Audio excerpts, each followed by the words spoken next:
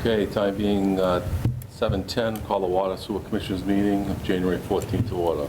Members present are Pete Blonias, Colin Hare, Bob Sullivan, and Bob Manerick is a guest with the EDC to talk about hopefully some projects coming down the line. So I think that probably, do you want to just take the agenda out of order, Bob, and go right to Bob?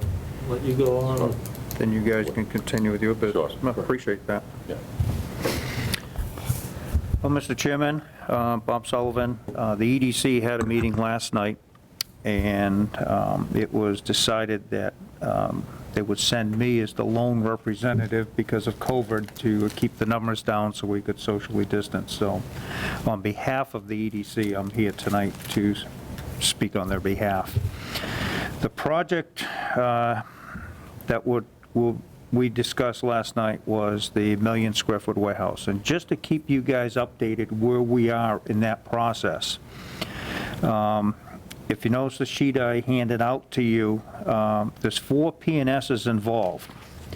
This is the simple version, but these 4 P&Ss are complicated and convoluted like you wouldn't believe. This is the short version. The first P&S is between, now this is a team, Andy Leonard and Kevin Loberser. I'll refer to them here and after as Andy and Kevin. They negotiated with Tom Tatro of Granutech, which includes Marty Green as the property manager and the mother, Veronica Tatro, that conglomerate. We needed an access road to get back, to gain access to the back property, that 185 acres that Carol and I had put together amongst 5 landowners back there. There's no frontage. There was an access road back in the 1850s. However, there's a building on it right now. So Andy and Kevin had to negotiate with Tommy Tatro to basically gain access to the back. We know we can't have the old access road, so they designed a new access road. That took months. The negotiations also included a small piece of Veronica Tatro's property, about 5 acres, spanning the gas line up near Cliff Van Reed's place in the northeast corner, or right on the Uxbridge line. It had 2 acres of finger right into the main 185 acres, so they had to negotiate for that piece too. So that entire negotiation just finished last week, so that the status is now, if you can see, I marked that complete. The second P&S is to take this land that Andy Leonard and Kevin Loberser, they're going to purchase all 185 acres from these 5 landowners, and then sell it, lease it to McIntyre Loom. That is in the final stages right now, but again, pending. It's not complete. The third P&S is where we get into the meat for the warehouse, the 1 million square foot warehouse going on the McIntyre Loom gravel pit, which is right now access off of northeast Maine. But if you notice at the last town meeting, we had the 17.7 acres for sale, that near the envelope company, DeCaro's plant on Gilboa Street, just downstream of the dam. The town is selling that 17.7 acres because that's where a bridge will be built to access the gravel pit. Keep the traffic off of, well, in front of your place. Northeast Maine. Northeast Maine. So the third P&S is basically McIntyre Loom, who presently owns it, will sell that gravel pit, which is 55 acres, depending on where the property lines are. They'll sell that to Andy Leonard, Kevin Loberser. That status is pending.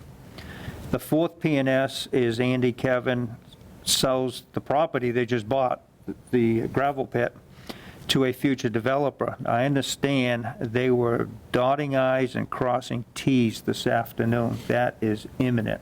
That's the big one. Once that's announced, this project should gain momentum. which is basically why I'm here right now, because of the meeting we had Tuesday, and with these updates, the developer who will be building this building will now need some answers, because they have to design this thing. And we all know we've got water, sewer, infrastructure upgrades in that area. The what, when, who, and how I've got in the next section. What is required to complete the 1 million square foot warehouse project? On Gilboa Street, Bob, do you know off the top of your head, just round numbers, I left an open space in there, Roughly feet? 2,116 feet, but it's 6-inch, not 8-inch. That's 6-inch, okay. 6-inch to be changed to 12-inch. 12-inch, okay. I might have that backwards. 2,816. 2816 on Gilbo. On Gilboa. Yep. And then, Yeah, from 6. 6-inch, so that's from the North Street Bridge Yep. down to the parking lot of the mill. of the mill. That's to connect it to the 12-inch that you guys already upgraded. To Dunkin' Donuts, Yeah. from the mill to Dunkin'. So now, would that would that include the beginning portion from the monument down to the bridge? Because isn't there a small section in there that needs to be? No, that's the second one that he's talking, North Street. North Street. Okay. Yeah, so North Street starts right there. Yeah, North Street, you got about 1,290 feet of 8-inch that needs to be replaced with 16-inch. And that'll connect you from the new pipe on Main Street down to the new pipe that we just put across the bridge. And the bridge is 12. Bridge is already 12, yeah. Okay. And then Northeast Maine, we're going from basically Davis Street to the, Davis Street. The right to Uxbridge to the line. Uxbridge line. That's roughly 2,570. and I think that was And 6-inch. that's 8-inch That's 8-inch. that we got to change to 12-inch. So I had that backwards. Yep. My apologies. I'm sorry, can you run me the stretch for Northeast Maine again? Northeast Maine is about 2,570. Yeah, feet. but he's saying something about the Uxbridge Town line. It's Yeah, from Northeast Maine, from Davis Davis Street. Street to the Uxbridge line. And that's only 8-inch now? It's 8-inch now and should probably go to 12-inch. Now, this is all just based on what I feel Yep. it would need. I mean, it really should go through the engineers. They might tell you it's oversized, but just all the stuff that we've seen in the queue that has possibilities down there, I think you'd be crazy to go any smaller than that. The potential for 2 more of these buildings behind DeCaro's Mill. You got Vecchione property, you've got the Pine Sand and Gravel. Pine Sand and Gravel, you could put a 2 million square foot warehouse there. The potential is there within a 5-year timeframe to And get there's- some sizable projects. And there's the Tri-Town 800,000 square foot building that's pretty much imminent to go forward. Yeah, they've been actually last week bugging me for who's going to upgrade Gilboa Street, because they want to Right. take it from Dunkin' Donuts up to the Uxbridge. Do you know where this Tri-Town, it's called Blackstone Logistics Center. It's a 652,000 square foot building, warehouse, going in across from Pine Sand and Gravel on the other side of 146, on the east side, the Uxbridge side of 146. Mary Bedoin's Lane, property. kind of following the on-ramp to get on. Expired 46. gravel pit. National Grid had a staging area there. It's at where the one 3 time. towns come together. Yeah. So the building would actually be in all 3 towns. Yeah. We have about 20%. Uxbridge has 40 and 30 and 30, Sutton. 60, yeah. And what stage is that at? That is already in MEPA review. That thing, they want to break ground in the spring, which means we don't have much time if we want to supply water to them. Their other option is to Come from White. install the water from Whitensville, come down Lackey Dam Road. Which linear foot-wise, it's about equivalent if they only have to go from the Shell station down to them. Right. It's about the same from Whitensville as it is to us. My recommendation would be to run it from both sides and have an interconnection. There's no connection. So that way, if there's ever a problem with either water system, one can feed the other to try to help out. What kind of demand were they thinking? Less than 10,000 because Yeah, they're it's- planning on a septic system. Yeah, only be water, not sewer. They're planning on septic. I guess you'd have to And- just weigh up the cost benefit on that and see what you want. If it's 20% in Douglas, what would be the revenue? We're trying to establish a third, so we don't get into bickering like, hey, put more of the building in my town, Right. put more of the building in their town, so we get more revenue, just call it, split a third. That's where we're heading right now. But from our standpoint, if we're supplying the water, I mean, that's all obviously 100% our revenue. Yeah.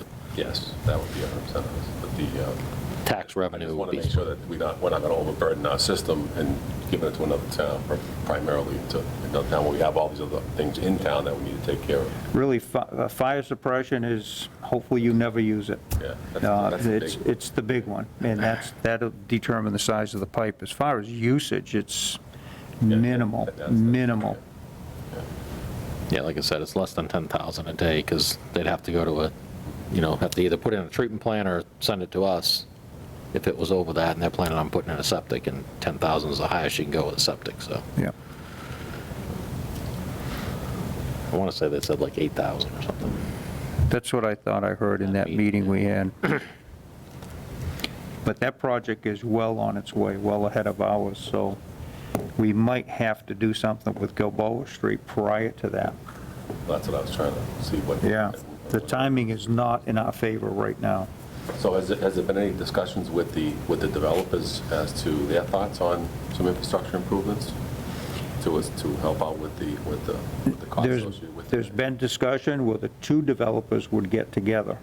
We know theirs, ours has not been announced. And I'm saying that's the imminent one, the fourth PNS. Hopefully, once we know them, they can get together and maybe even come up with an idea how to pay for this. Right.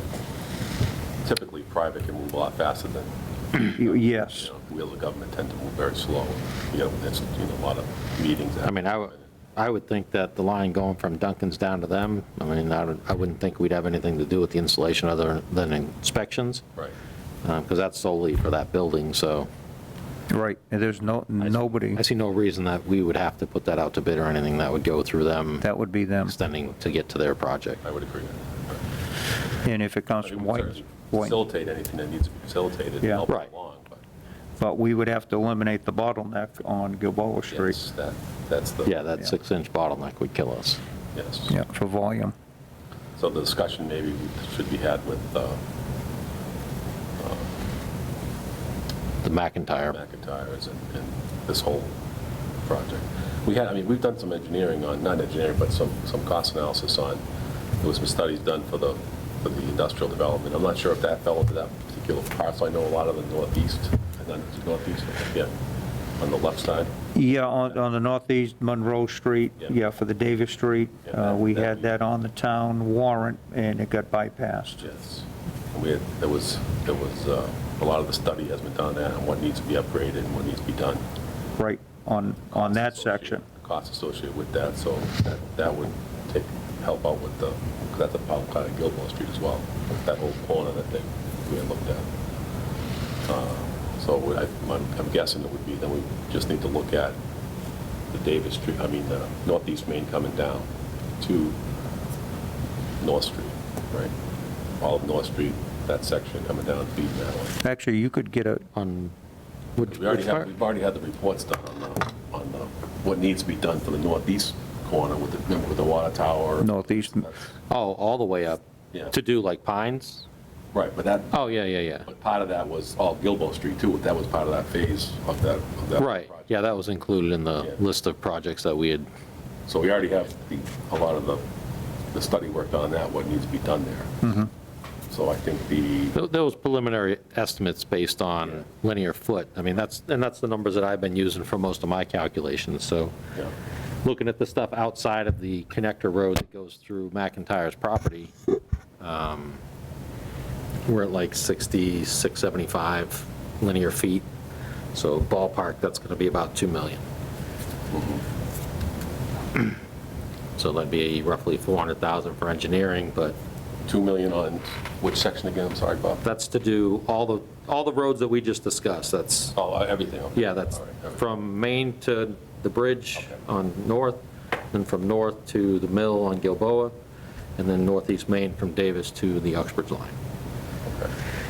And then there's 3,500 feet roughly within the McIntyre property to connect those two, to give them To their- create the they would loop. need. So, another 3,500 is roughly another million, But that's theirs, based on ours, but that, yeah, That's they could probably theirs. do it for a third of what we could do it for. yeah. So we're looking at about 2 million on water. And how about on the upgrade to the existing pump station for the wastewater? Sewer pump station, we haven't had any engineering done to look at it yet. I think Andy had thrown out a number that he thinks He threw out about two, 350. yeah, I think he said 300, 350, and we figured just budget 400 to make it, keep us on the safe side. Would that whole station come out, or would that just be a That would be revamp? my preference. I mean, we'd have to have a conversation with them. I wouldn't want a pump station and a pump station, Yeah. right next to each other. And Yeah.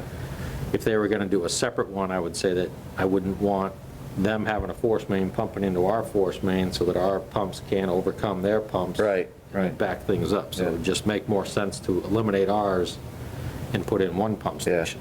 I mean, especially if we're going to end up owning it. And if they were going to do something, putting a pump station within their project, and they were going to maintain Yeah. and everything, that's a different story. But if we were going to take ownership after this is said and done, I would say I just want the one, replace the one that we have with one that would be suitable to handle what we flow to, which isn't much. It's only those few houses on Gilboa Yeah. and the mill. Replace that one, put in one that's more suitable. I mean, I would recommend that when they're looking at it and investigating, they would take into account what might go in with, on the Pine property, just to make sure you have enough capacity to handle any additional flow that we might have coming in there, without having to build another pump station. Right. Was there any discussion, Bob, on coming out the other way with the wastewater, and coming down? And then, but obviously, now you get some improvements at the bottom, the low point of Charles Street, we'd have to put a pump station in there. Yeah, we talked about that at one time, and Yeah, it I know didn't we make had had a sense. conversation, but some of it didn't look like it would Yeah. work logistically. You'd be putting in double pump stations, and, because they'd have to pump from there up to northeast Maine. Up there, to pump up there, okay. Yeah, pump up to northeast Maine, and then it would be gravity down Okay. to basically Charles Street on the corner. So it'd be 3 pump stations instead of, One. Yeah, when you can eliminate it and get one. And you need one there anyways yeah, to upgrade yeah, that we do one. need to upgrade, yeah. Yeah, we just replaced that pump, but Yeah, That's- we did just rehab an entire pump there, but That's, we couldn't take the chance and wait and then see if this stuff was going through or not, so. yeah. so what are you looking to us for? I guess, what are our tasks? What would you like us to, Well, I guess we have to have some serious discussions on who will do the work. This is going to get down to us and Matt Wojcik and Bill Cundiff and Hal Davis, and, get into some serious discussions and put all our heads together and come up with solutions, because these are the problems. yeah, I'll tell you, in my opinion, I don't know that it can be done in-house. Okay, I just put everything, every possible option down there. I just personally don't think we have the staffing and equipment for that. Yeah. That's my opinion anyway. Just sitting here, first opinion on it. And that's why I put it down for discussion. well, under the current staffing, I would agree, but if there was, Right, I mean, if we were creative about something on hiring, Well, that's what I was going to say. I mean, if we're looking at these projects, I mean, I was trying to run through some numbers, and I already know of about 5 miles worth of piping in town that we should be replacing regardless. Yeah. And, I mean, we've had the discussion before at commissioners' meetings where, I said we should look into hiring a staff of 3 people, buy an excavator, and their sole job is to replace water main. I mean, you could probably have a 5-year contract with, or, something where we're going to employ you for 5 years, and all you're going to do is put in water main. And I mean, if we looked at that route, this might not be a bad starting point to look at it and say, hey, we'll start off with these projects. If everything goes smooth, you got another 5 years worth of work. Because I think we can do it if we did it in-house, if we had a staff of 3 or 4 people and an excavator and a, you know, whether we take highways, one of the highways trucks or whatever, we can probably do it for a third of the cost, so, as to what it would cost to sub this out. I think immediately, I don't think the timing's going to. Yeah, I don't think time-wise, But maybe it would be discussion. tough, but you don't know, 'cause I mean, with COVID and everything else, everybody's out of work, you know, you might find some people that are like, yeah, I want to get to work, and Yeah, and lowball the price. you never know. I mean, well, whether it's lowball through a contract, I mean, it's hard to lowball if we're putting it out to bid, because you got to pay prevailing wage regardless, so. Well, I guess if we hired staff and put them on our payroll, Right. and it was a contract, you know, we're going to give them a contract for, you know, a 1-year contract for employment, Yeah, 1-year employment contract, you know, and do it annually, and then you could negotiate obviously how that would work, and then the equipment, that could be done a little creative on that too, as far as. I mean, if we're going to do it, now's the time. You can get equipment for 0% financing right now. So it's a matter of different ways how you can look at it, but I think the Keith's immediate thing is right. There's no way that we could address any of that. Yeah. Oh, I can tell you, I don't have the time to put in, I don't even, did we finish cemetery? Not to deviate, but we did finish it? Cemetery's done, yeah. But that took a long time, and that was in-house, right? yeah. Yeah. Yeah, and that would be the only way to do it, is a dedicated. Oh, you'd crew. have to have a dedicated Yeah. crew, Yeah, 'cause 100%, right. dedicated crew and a piece of equipment. that- And a that can go. dedicated crew who's knowledgeable with that work. They do, right. Yeah. And for paying, you know, that's in-house, who will do it, the how, you know, how do you pay for this? MassWorks, we've got 2 options with MassWorks.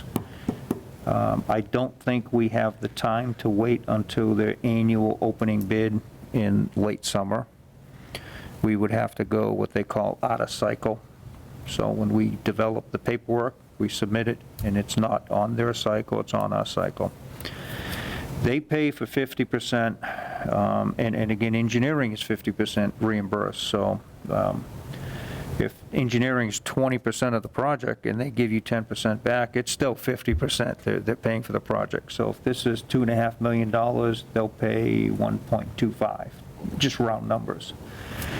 The caveat to this is MassWorks, you've got to be shovel-ready, which means engineering drawings are done. The other option, the other aspect of MassWorks is, in case they don't finance it, you have to show that you can fund it 100%. So They always require town approval of the full funding. full funding, and then they will come in and reimburse you. And that's at 50%? Yeah, 50%, up to 50%, and usually they do the 50%. Now, in this Sunday's Telegram, there was a 626 million stimulus package for infrastructures for towns. That was just announced, so maybe we could apply for some of that grant money as well. I'm assuming they've reached out to Senator's office. Well, it hasn't been announced, it's only, well, I should say, I gotta watch how I word this. They announce it, but they haven't sent it to CMRPC to distribute amongst the towns for applications. There's no application process for it yet. You're talking about the 626 million. 626, yeah. Are you talking about sending these projects out to talk to senators, or? No, the discussion on the grant money through, you know, get Senator Fatman on board and get him working on our behalf, help us out. Yeah, for your record, it's House Bill 5250, H 5250, 626 million economic development. And it lists a lot of jobs that will be applicable. What caught my eye was economic development package for towns, infrastructure projects, of which this is. I mean, we've never gotten a grant, a sizable grant, to do any of our projects, so we can go that avenue and say, hey, you gotta throw some money in Douglas, this is our first time. Right. Now, what would be the expected revenue, tax revenue, coming out of this first 1 million square foot? About $1 million. About $1 million. About $1 million annually. Now, there was even some talk in there where you have the warehouse developer, whoever that construction company is, they bid on this project, they get it, they pay for it, but you'd have to reimburse them through a TIF program. That's what I was going to say. Could that be Yeah. done through a TIP program? Yes. And I've had initial So talks with... that seems to me, I'm sorry, that seems to me to be the easiest way. Oh, I think so. Yeah. I think so. The only way you would go in-house with your crew would be as if you'd had a lot of other projects, and this was just one of them. Yeah. But could they put this thing as fast as a developer crew? Probably not, Well, if you had a dedicated crew. yeah. And they would take care of all the policing and paving and repaving. That's all the, like I said, that's all the conversations that have to be had. I mean, Yeah. Anytime projects are bid out and stuff for water lines, it's usually, patch the trench, it's not full overlays. I'm guessing they'd be looking for full overlay, at least on Gilboa. I'm not sure about Northeast Maine, but Gilboa and North, I would say they would want full overlay. Both those roads are junk. Yeah, North Street. Yeah, North Street's junk right now. Yeah. That's going to need an overlay. Now's the time to rip that one up. I mean, just the discussion so far that we've talked about, I mean, I think that seems to me like the no-brainer is to go with that avenue than the last one there with the TIF The TIF. agreement. With the TIF, I mean, you're getting $1 million in tax revenue, so, yeah. allocate a percentage of that back into infrastructure improvements. Al and I have already run the TIF numbers as far as getting that process going, so that is an acceptable solution. That was the way that we discussed it in all the meetings. Yeah. Has the Board of Selectmen weighed in on their thought on that? Not the selectmen in general, just Hal's been at our meetings. He's the liaison with the Board of Selectmen. Okay. What was his thought on that? I think he likes the TIF idea. I think that's a clean, not knowing all the details of it. Yeah, but no it sounds money to up be- front, yeah. they just do it. The warehouse will be about $70 million, and my discussions with Andy and Kevin have basically, can we add $3 million to that, and you guys put this thing in? It might have to go out to bid. I don't know the legalities of that. We'll have to look into that. They might have to bid it. If they get it, then we go the TIF route. You would think they could bid less than everyone else. I mean, they're Yeah, going to have. they're already here. equipment right there, they already, everything's there, and Do you know what we have in retained earnings? I don't know off the top of my head. I did get a revenue report and an expenditure report that Gene had sent out Yep. today, but I just kind of glanced through it all, I didn't look in detail. So if we went with that, the last option we were talking with the TIF agreement, how would you recommend, or the EDC recommend, or the Board of Selectmen, as far as the engineering? Because I mean, in order to get the grants, we need to have the engineering in place, so that would need to be, Right. We'll be looking for roughly, Well, it's roughly 400,000 if you base it on the 2 million, but we don't need that all up front. all up front, you need about half of that. I'd say half to maybe a little less than half, so 180, 200,000. Let's go with the conservative side, 200,000. so 200,000 for, And some of that will vary. I don't know how much surveying work they've done over at McIntyre's, but if they have survey stuff, that can reduce that cost, whatever we have that our engineers don't have to do. I mean, they'll have to redo a little bit, but if they have the majority of it already done, that would save money on that engineering side of it. Okay. Now, the one thing I would like to see is the sale of that 17.7 acres. That should net us about $250,000. The same number we need for engineering. I would like to see the selectmen, and again, I don't know the legalities of this, if they can just dedicate the sale of that land where the bridge will go, that money be allocated for engineering, strictly engineering. Put it right back into the infrastructure where it belongs, not the general fund. Right, because it's for that particular project. Right. To benefit that whole section, I agree. And that way, it takes the onus on us to find money for engineering. I think it would still have to go to town meeting approval Yeah, to transfer that money. Yes. Good luck Dedicate. with that, Bob. What's that? Good luck with that. I think that would be Well, it makes sense, but an easy sale. I mean, not to sound like Josie, but that's like our MTBE money, Yeah, you know? That was for water and it went into the general fund. yeah. We ended up getting it all Yeah. back. I mean, we have to let the townspeople know that you've got to spend money to make money, and we're looking at $1 million a year revenue. Right, that's, you have to look at. Now, this opens up the door to get money into the accounts. Think 2-3 years down the road, now we can start thinking of Davis Street upgrades.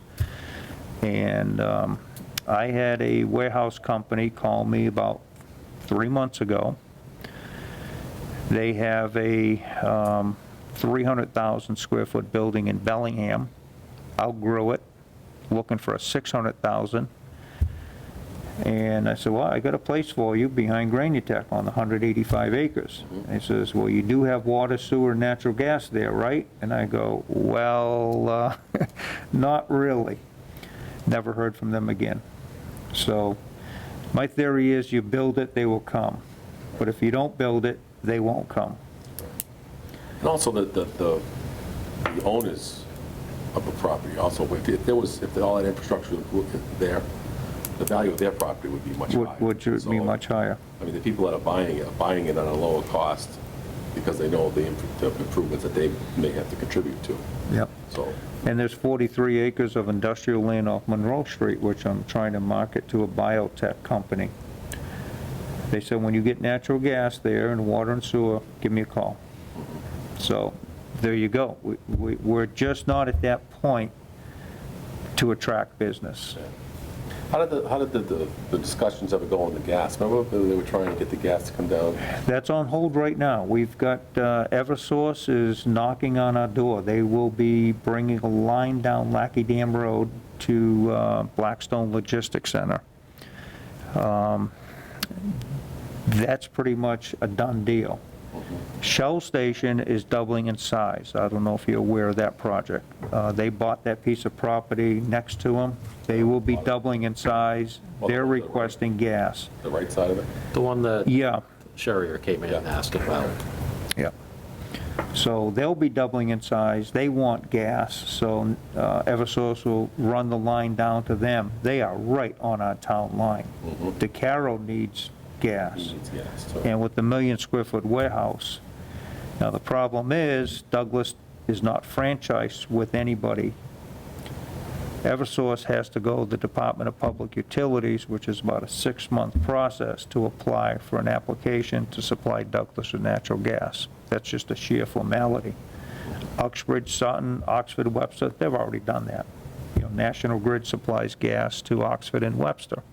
Eversource supplies gas to Sutton, Uxbridge, Upton, that area. We're the island in the middle with no natural gas, but Eversource is knocking on our door. We have it on the Uxbridge town line near Serendipity, Medline. It's right there. Their goal is to loop it right through the center of Douglas, That'd be nice. connect Sutton with Uxbridge, and we'd be the benefactor of that. The driving force behind Eversource coming here is this 1 million square foot warehouse. So there's a lot riding on this sheet of paper right now for the future of Douglas. So obviously the discussions with the tip on that has to be had Natural gas, Eversource, that's all their cost. I mean, on the to go back to, Oh, to what we discussed? go back on what we discussed and to go back with that. That would seem to be the best option. We'd have to discuss. Now, where I was with Andy and Kevin on that, they had 3 developers they were looking at. They've chosen one. I don't know that. They're keeping that card pretty close. And that's the imminent. That should be announced soon. Out of the 3, one was TIF-oriented, the other one does not want TIFs. And I don't know who the 3rd developer was, the people who are actually going to build the building. So it depends who they choose, which is going to affect our decision as well. If it's the contractor that wants TIFs, we're golden. If it's not the one who wants TIF, now we have to put on a sales hat When will and we- try to convince them that's the route we want to go. Yeah, And we should know that hopefully within the next 2 weeks. okay. As far as getting the engineering, any kind of work like that going, again, we're restrained by town meeting for transfer of it. Transfer of any funds to actually pay Stantec. I mean, I would suggest on the engineering, ideally, that you had the best solution to that was the sale of the property, go right to that, and that takes care of that. That would be great. Yeah. That would be Well, great. that would solve all our problems. Yeah. And I think logically, common sense-wise, that's the route we should go. Exactly. Yeah. If they're the benefactor of it, should go right back in the infrastructure. I agree 100%. And that's one less item we have to worry about. And if we go Mass Works, we'll get 50% of that back. Well, that's what I was going to say. I didn't want to say that, but, Yeah, And we start gaining tax revenue on it instead of it sitting in our exactly. list of properties. Yeah, the 17.7 acres is owned by the town of Douglas. 0 tax revenue. Yep. Once it becomes part of the project, it's taxable. yeah, that sounds like the best approach. So should we, I mean, we'd be more than happy, I mean, to accommodate any kind of discussions or facilitate anything that needs to be done to help expedite anything. Sounds like there's still, in the next few weeks, is a lot. A lot's going to be happening within the next few weeks. We'll get some, we have questions right now with no answers, so. And I could say that the ideally situation would be to get the land sale for that money. If not, obviously have to wait for town meeting, but maybe some discussions that we could fund half of that, and if the town wanted to fund the other half, we take half out of retained earnings if the board would approve something like that, and show good faith to try to get this stuff going. Yeah, in the meetings, May 3rd, I hope it's not like last year where it's canceled. I don't think we can afford that this year. Yeah. Especially if we have an opportunity to get 50, to get the engineer Yes. fully funded, so let's take the gamble and get it rolling. Now, I've got 30% design down there. I talked to Matt about that, what he meant by that 30%. I know what he meant, yeah. Okay. And it's 30% design, not. 30, not cost. So if the cost of the engineering is, let's say, round numbers, 200,000, 30% is not the 60,000, it's the 30% of the design. I don't think he means the cost of the design. I mean, he means 30% of the design. 30% plans, like Right. 30% of the design done, not Yes, 30% of the cost, but 30% correct. design, so that another engineering firm can take over from there. Typically, they would. If you get to 90% plans, engineering firms usually don't want to take it over because there's just too much that they go in and they say, we don't like how this is done, and too much to change, Yep. and the cost goes up. But And we would have Stantec do all of it anyways, right? yeah, So a cost, 30% design, that's typically to get a project moving forward. 30% is a common practice to get engineering to a 30% point. It's not shovel-ready point, but it's 30% to show that you've investigated most of your costs and you have a good idea and handle on what it's going to cost to do the project. But I don't know that would work if we were going Mass Works or that's something. what I'm trying to say. Would that still, how would that, That would not apply for Mass Works. Mass Works We'd wants have to, they want yeah, 100%. we'd want 100% engineering. The Which- engineering isn't going to take a ton of time. Which in that case, if 200,000 is for engineering, about 100,000 is design, and 100,000 is during construction oversight. Well, no, that's the 400,000. That's 400, okay. 400's for all of it. I said All right, 200 was 200, to get us to the first half before you could get going and start on the project. Right, and that would be the shovel-ready, that 200,000. The 200, yep. Yep. And that's ballpark numbers I'm throwing out there, you have to get. And that's where I'm heading for right now for all this grant money, is you have to be shovel-ready. Yeah, and I started putting things together. I talked to the engineer this morning on throwing some of this stuff together, and I was just kind of trying to draw out on the GIS map as to, what I thought, and then they'll take it from there. But she was going to get me some numbers for today. I just didn't have time to get it all together for her to give me everything that I needed, so. And that was Stantec?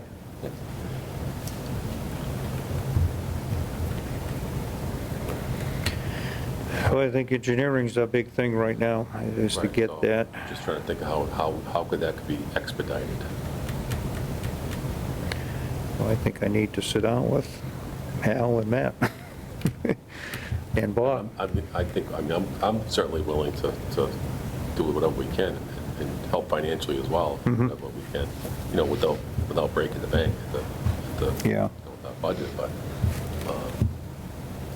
I think that, like I said, it's a good faith effort on getting things moved forward, get the grant, make it available for the grants. So if we can, if it's just saying that's 100,000, if we need 200,000 engineer and 100,000 of it is for design.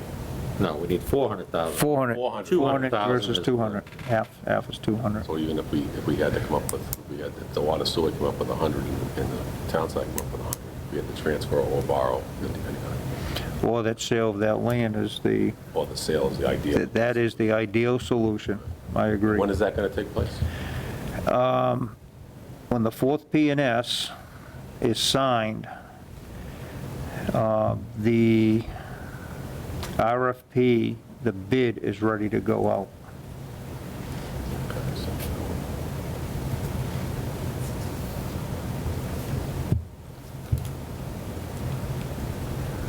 And then you think that'll be ready for the May? It should be. It should be. So I'm thinking, could it all be done, if that's the case, in the avenue that everyone chooses to go down? If we go that route, Right. that, I'm Could all be done sure with, that'd have to be a, Wrapped right up in one, Yeah. at the town meeting. One town meeting. Yeah. Okay. I'm sure you could write the article that way Right, anyway right. to say, the sources, borrow, raise, whatever, or sale of land or whatever. To just add that into the article so that it's just one of the options. and if somebody in the audience brings up, hey, take the sale of the land, take that money and pay for this engineering, great idea. Yeah. So what do you need from us for immediate things that we should be doing? Getting a handle on the engineering costs would be, I've already started on that. I would say that's, I can probably have roundabout numbers tomorrow, okay. and then I think it'd be something as to, we say, all right, we want to start moving forward, and they'll give us more concrete. And then I have to wait for the fourth P&S to find out who's getting the project and how they want to handle the finances. And then we can go down a specific path. Right now, we have several paths we can take. Do you think, Bob, that has to go out to bid? Like, we can't just have that project It's, contract to do it? That still has to be bid, right? it's up to the interpretation of Single user. who benefits. Yeah, If the sole benefit of doing this is on a single person yeah, or a single property, then you can argue that they can pay to do all these upgrades to get it to that point. Which it is, I mean, essentially. That would be my take, but yeah. it's going to come down to the procurement officer's decision as to whether or not he believes he can pass a straight face Yeah. test of, Yeah. yes, that is the Right. sole beneficiary. And even that, I mean, I know we had talked about the logistics center, and that really doesn't have anything to do with these, and I know ultimately it would seem like a benefit to them, But really, it's not. That's our infrastructure here, taking care of this. Right, and they're, Benefit would be from that point to get to them. yeah, So that would be a sole purpose for them as well, so. exactly, because they would be extending the Dunkin' Donuts line. And we're actually doing the sole user prior to that extension, Correct. So that would be my opinion, in my opinion as well. so. But again, we're not making that decision. Right, that's, Yeah. it's easy to say. That's others. You're not the one that has to stand up before. Because anybody who's using that line is already on it. Right. Right, and Right, there's no, right. they're not going to get any more water or better water or anything else for their purposes. Yeah. So I don't. They're just see getting a new additional benefit. supply We've already pipe. got water lines already to those. Yeah, In order to do this project, you need to raise the other sizes. That's solely to meet the needs Benefit. of their project. Right. That would be my intent. and that would eliminate it going out to bid. Correct. They can do all. If we do mass works, that's obviously going out to bid. Yeah. And the same, right, and that goes for the loop coming up the other side as well, because that's already serviced over there as well. Yeah. So the Right. whole thing. Yeah, we've got the line right to the, we got lines passed everywhere they want to go. Yeah, Sleepy Hollow is already Yeah, tied in. Yeah. So there are We have no, one tie-in in Uxbridge even. That Yeah. first house in Yeah. Walnut Grove is tied into us. yeah. So there's no new services, per se. right, Correct. Yeah, everything that can be developed up there is already pretty much done. right, and anything that could be developed, any oddball lots here and there, Well, they could still have the ability to, The only possibility would be to Carroll's Mill. And that's only for fire protection, though. He already has domestic, we're already servicing him. The water. All the water he Yeah, uses. right, it'd be for standby And he fire already has protection. Fire protection, so that would just be the ability to have that option, Yeah, but he already has fire protection, so it's not like he may we say, I need to don't, do this for him to get it. he may say, I don't really want to tie into that. Yeah. right. Why would I want to Have pay my that own. fee? I already have Yeah. something. Yeah, Yeah. I'd be willing to bet he would, but yeah. just for the. No, this is all good discussion. Yeah. So we'll just leave it as, we'll find out who the developer is, see if we can find a path. The engineering cost, we'll see if we can get the sale of the land, get that verbiage in. What else do you need from me? I think we're all on the same page. Yeah, Yeah. definitely. I think everything, the only thing we'll need is just like everything we discussed tonight. Mhm. The information that you're going to be finding out, or the information side. So, If we have any meetings, Bob will be there. He'll just relay the information to you guys. yeah. Well, I think we accomplished a lot. Yeah, that's good, that's good news. This sewer pump station, when would we get a cost on that? Because we're still taking a stab, 300,000 to 400,000. Yeah, I mean, I said I could get a hold of The engineers. the engineering and, I know it's going to be about that. So Andy threw that number, and that was yeah, kind of up to him, but, I mean, I could ask. and we wouldn't be replacing the 4-inch forced line, that would stay. And like I said, without engineering. Engineer, we don't know. Part of the problem is trying to ask engineers what it would cost for a pump station. They're going to want to know flows and everything else, and I don't have that. So Yeah, that's kind of been the bottleneck for me is We don't know what. I don't have the information, you know. You want me to build the field, but what do you want? A football field, soccer field, baseball, yeah. you know? Who's on it? Yeah, you gotta tell me what kind of field. Who's on first? Right. Yeah, well, you know what we went through for the biotech firm. Oh, yeah. We jumped through Jumped hoops through a lot on of that. hoops and spent a lot of time crunching numbers and everything else, and it was, We were going in circles on that one.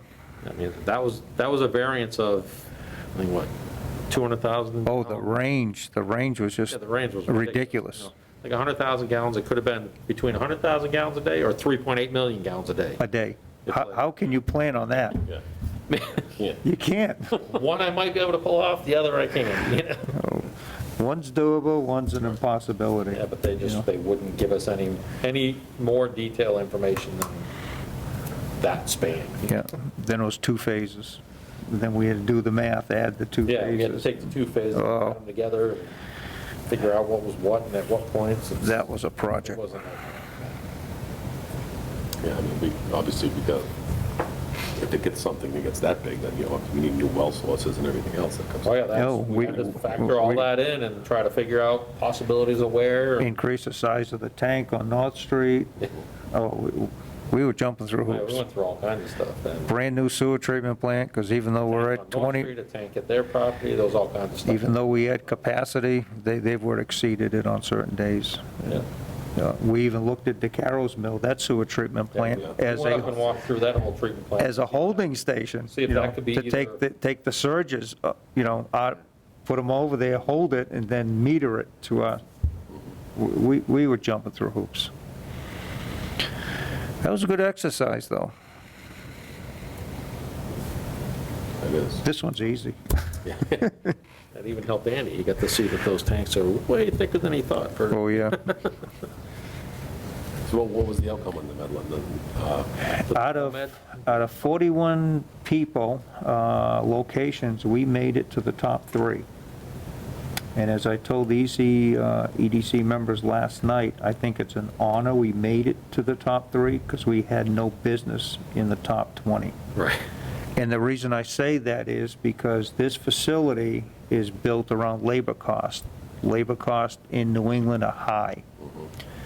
Had this facility been for design of drugs, biotech, not manufactured drug, manufacturers high labor, so we were automatically eliminated, but we made it to the top 3, even with that handicap. Had we been bio-designed like what's going in Worcester and what's in Westboro right now, this is the area for that type of activity, because it's not labor intensive. Had it been that, we probably would have won. Because I think if we made it to number 3 without a chance, Yeah. had the tech been in our favor, we had the perfect scenario for that. And that was a $1 billion operation. This million square foot warehouse is only 70 million. That was $1 billion. Take that a third. We're looking at $300 million project just for Douglas. Wow. Yeah, we would have been sitting pretty. We wouldn't even have these discussions. Just open up your wall and just pay for it. Well, what do you need? Yeah, what do you need? I'm hoping to see that day. What do you want, Yeah, I water? would too, that would be fantastic. What size do you need on North Street? I was double it. Maybe we get our real estate taxes lowered quite a bit as well. Yeah. In the process. Yeah. Well, we know another Prop 2.5 override won't be coming through, so we need revenue. Yeah, for sure. Okay, I think we're pretty well set then. I want to thank you, gentlemen, for your time and effort, and we will definitely be keeping in touch, communication channels open, because things are going to happen fast. Thank you for all the No. time that you've been putting in. Oh, you're welcome. Work on that. Do you, how many times a month do you meet? Just once? Once, well, if we need a meeting anytime. Yeah. Okay. Something to If we facilitate. need something quick, I'll get a hold of Bob and We we need the just, 48 hours notice. That's, Yeah. you know, we can Yeah, pull just like together a anything meeting if we else. have to, or- Yeah. I know anything that comes up on the EDC, we'll call them out in 3 days, and if we need a rezone quick, it's the members are there. Mhm. So, and I appreciate the input. Yeah, anything we can do to help. Okay, sounds good. All right. Thank you very much. Thank you. Thanks, Bob. Thanks, Bob.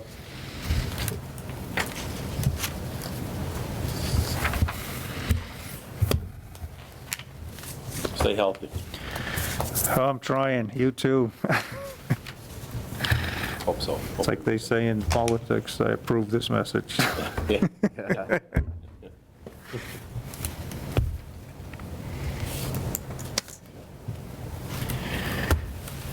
Well, good luck, keep in touch. Okay. Thank you. Thanks, Bob. I'll get you some more of that engineering stuff, probably Okay. for tomorrow, some better numbers.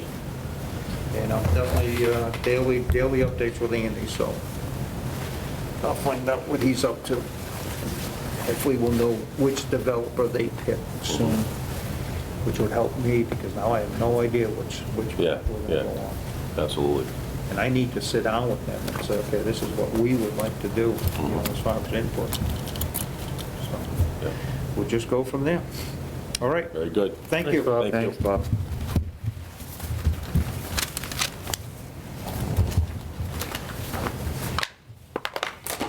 Okay. Well, that was some good news. That's great. Glad to see things are moving forward on that front. I know they've been working hard on it. That's a great top spot for a project like that. So, Yeah. I think it's- Okay, next order of business is we have the reports, we have the sewer reports and the water reports. I don't think we need to go through those. I think we seem to have a few months there.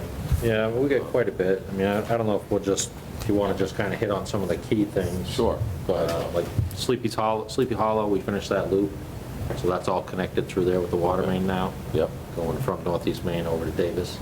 okay. So that was done and completed, pressure tested, everything's done, that line's active now. So that's all set. We also did that water main on Cemetery Street. Turned out there was a pipe down below, which wasn't on any of our plans anywhere. So we ended up completing the whole thing. We did pipe all the way from Gilboa down to B Street, so that's all new 8-inch cast, or ductile. So that'll also help some of the flows in that area. I mean, I think we still need to connect from Cemetery over to Manchog or Mechanic, right near the bridge. You know, it's, I don't know, 400 or 500 feet there to get us that section done. But I think that would help the flows in that end of town. I'm sure you guys are familiar with any time we have anything happen over there, you know, Caswell drains, you know, just, it's tough for the pressures over there, so. So is there a line, existing line going from the end of Cemetery to Mechanic or no? Or Manchester? Yes. There is. There's a line all the way down B Street. There is, okay. Yeah. Yeah, And the so- cemetery connected to B Street now? Yes. All right.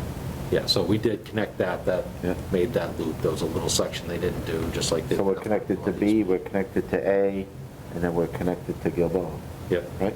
yeah. And we Cool. have new valves everywhere, so everything will work now. So you should be able to close Wickstead, not Wickstead, Wickstead, so you don't suck that down either, right? Didn't we ever suck that one down? I don't know that we had the problems at Wickstead. No, It's I usually know Caswell, Caswell and does. then depending on, you know, when we were doing some major flushing over there, I think we pulled down off of North Street some too. Yeah. We had changed, that's all taken care of. Then we changed the valve at the end of Caswell, right? Then we do that whole, Yeah, we did that, I think. that was already done. Which one? The end of Caswell, put a new valve. Oh, yeah, we put a three-way. Good thing we did, because the valve coming from, like on Gilboa, when Gilboa meets Manchog, Yeah. that valve broke when we were trying to Yeah. do that line, so we don't even know if that's broke open or closed right now, so Yeah. we'll have to look that up, you know, dig it up and take a look at it. Got to be replaced at some point, but, you know, it's a good thing we had put those new valves in, or we would have had to shut that whole end of town off, which wouldn't have been a good thing, so. Yeah. We were able to shut it down at that next one and still keep everything pretty much open. So it was just a short section of road that we shut down until we could get that new valve installed. So we got the new valve installed and activated everything, and we were good to go, so. Yeah. Good. And then, while we're on the top of the water, someone had asked me about the hydrant at the bottom of North Street. I said, I know a truck had hit It it. got hit again by a truck. Yeah. They dragged it all the way up to 70, so right around your place. Okay, yeah. It was stuck in the tire, they just dragged it. I mean, they put the whole backside of it's flat now.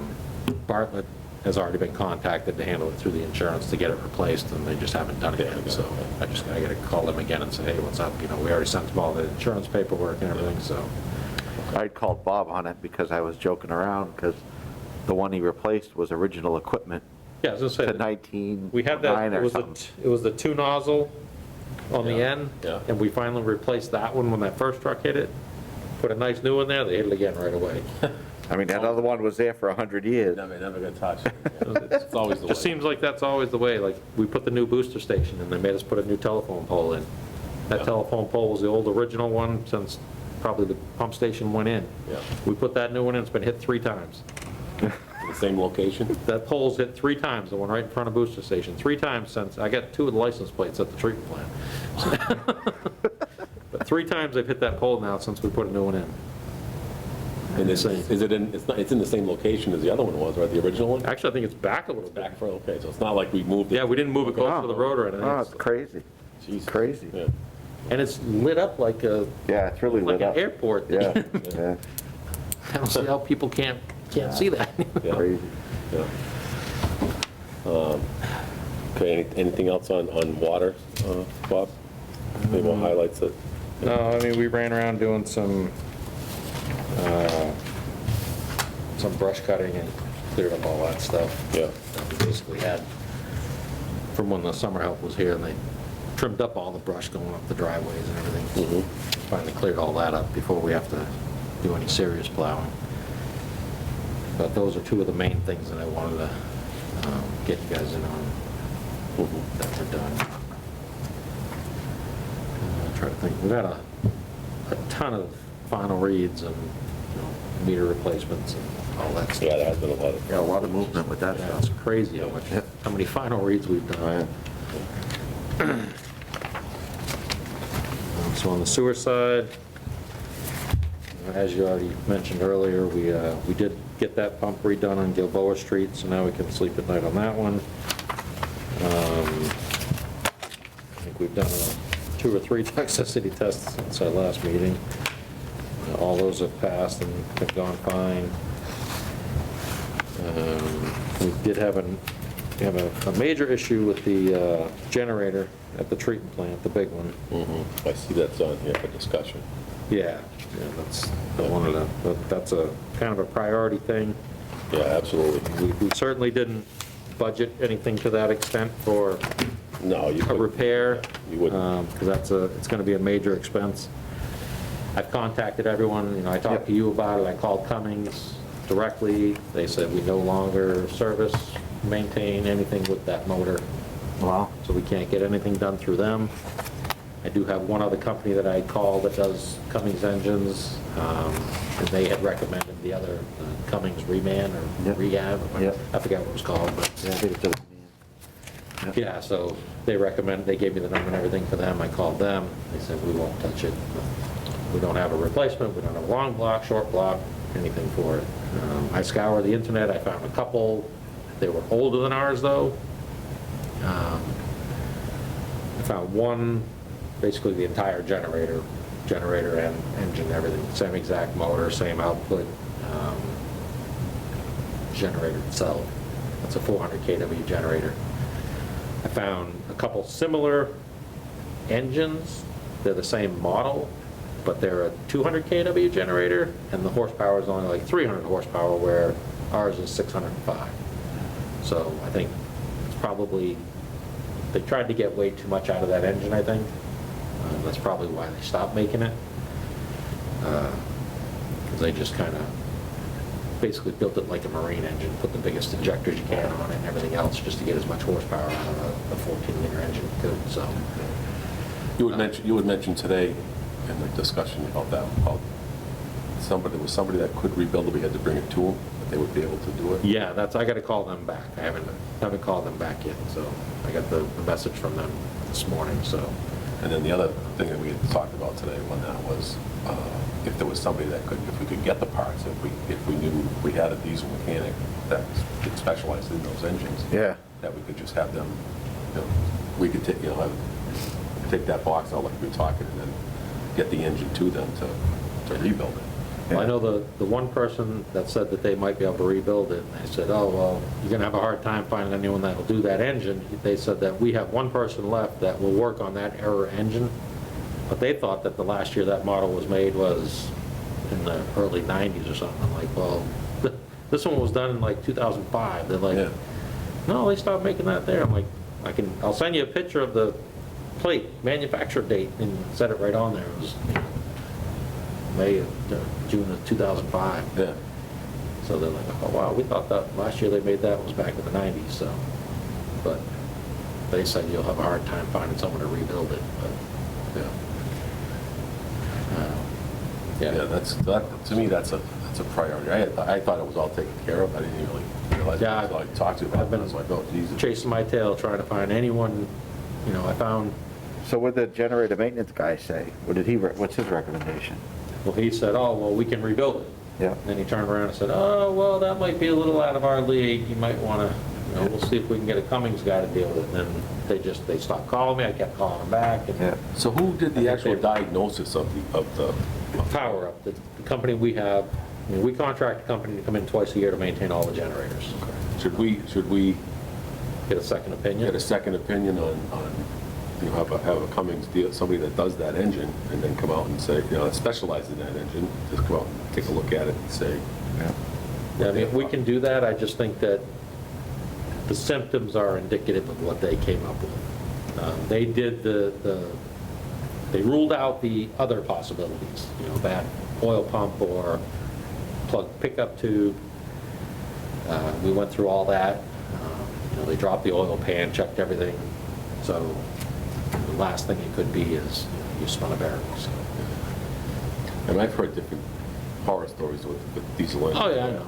Someone will come out and say, you need this, it's going to be $8,000 on a type of machine. Right.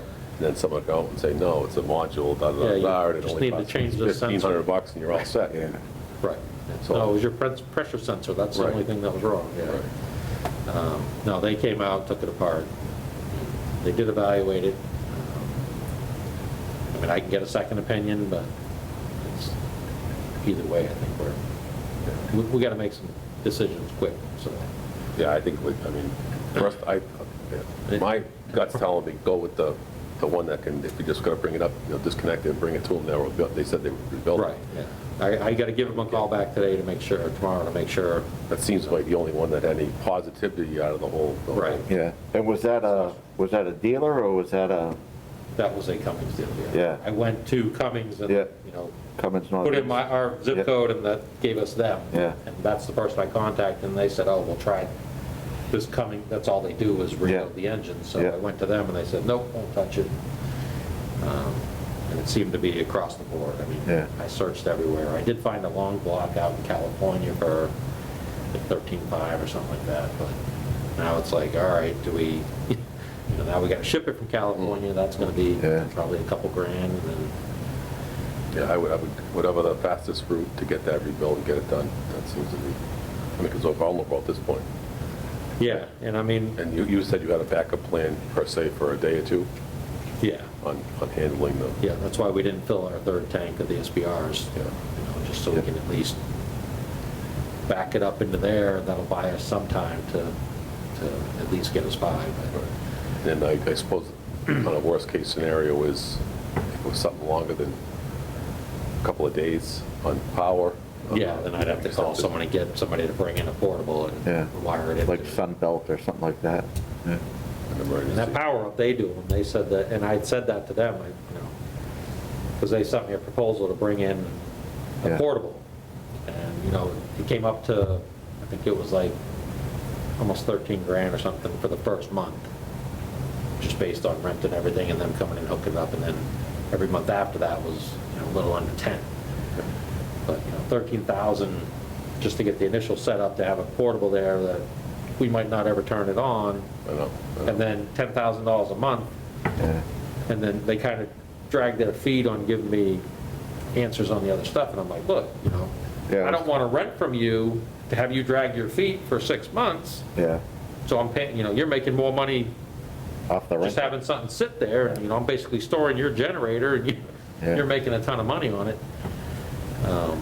I would have felt better if I was renting it from one company and relying on another company to fix Yeah. our generator, but, it's a cash cow if they just say, oh, well, we'll just take our time. Oh, yeah, sorry, we ran into a dead end here, we got to try another thing. So, I'm trying to think of another avenue. We can't be the only ones in that situation. I mean, because there's 1,000,001 Cummins generators. Yeah. So, It's just that model engine. yeah. So, And what does it cost to? And they can't put a different model engine on that power plant? yeah, I have no idea. That's what I was gonna say. Is there any retrofit that they come up with? I'm sure, like I said, we're not the only ones that have been in that situation. Yeah. Is there a retrofit that they can say, all right, we can take that motor out and put this one in and still meet what we need? Yeah, I'd have to get a hold of people to find out if they have a replacement engine, you know, but like I said, I think they took an engine that was undersized and then just souped it up and Yeah. put the biggest of everything on it to try to get as much horsepower out of it. I think you go to a bigger engine, it's not gonna fit within the housing. If you go to an engine that's built to run that and not, you know, like someone that just hyped everything out on it, I think it's gonna be too big for our enclosure and probably won't mate up or anything else. I mean, if you really, you know, you think about the big picture of this, if you spend all that money on a big generator, Cummins diesel engine generator, that we probably have never used for any backup. Have we ever even used it? Yeah, we had those ice storms that took us out for a couple weeks. Yeah, we had one hurricane too. Yeah, we had a couple things that took Yeah. us out that we used it, but Did it? my issue is you guys got a 400 kW generator, and when I tried as much as I could to put a load on that thing, because it's not good to let them run without a load. You know, you should put them under a load every once in a while. I couldn't get enough to put a load on that. I think the highest I got was 57 kW. And I was running everything I could run. I had air conditioners and heaters and everything running all at the same time, trying to get the kilowatts up. Yeah. So I mean, I think a 200 kW generator would be plenty. But, you know, oversized to a 400 kW, it's like you're running the thing at idle when we're under a full load at the treatment plant. Yeah. You know, the most load we could put on it, you barely ramp the thing up any. We talked about that before, because Bob and I joked that we could supply probably the entire lower end of town Yeah. with juice if the power went out. We had talked We could about run that half the before. town. It's like, yeah, we should run wires to the town hall, the highway Yeah. department, and fire department. We could run all the town buildings on that one generator. It's crazy. I mean, is it worth, I mean, well, the problem is we're in a tight spot where we don't have time to do much exploration. Right. Yeah. Messing around, it's gotta get, Yeah, so I'll give LaFleur a call tomorrow and see if I can get them to give me a better idea on what size would really be necessary. Yeah. You know, I don't like it being so oversized. It's not good to run things Yeah. just like at an idle all the time.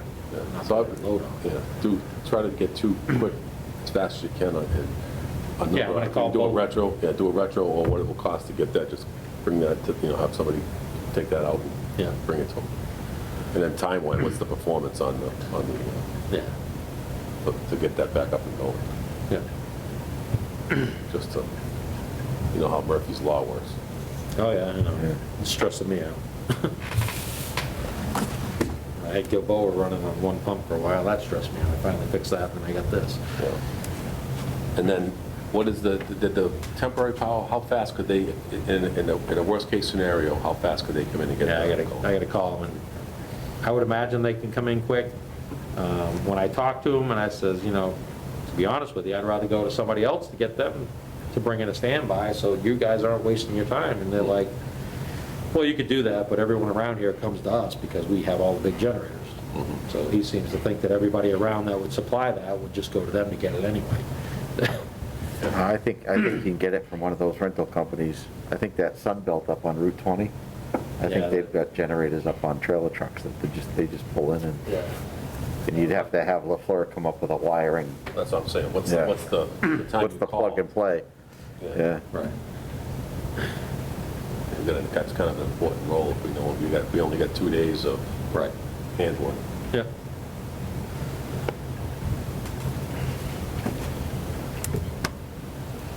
Okay, so that kind of takes care of the reports. Minutes, I'm going to pass over those for a minute.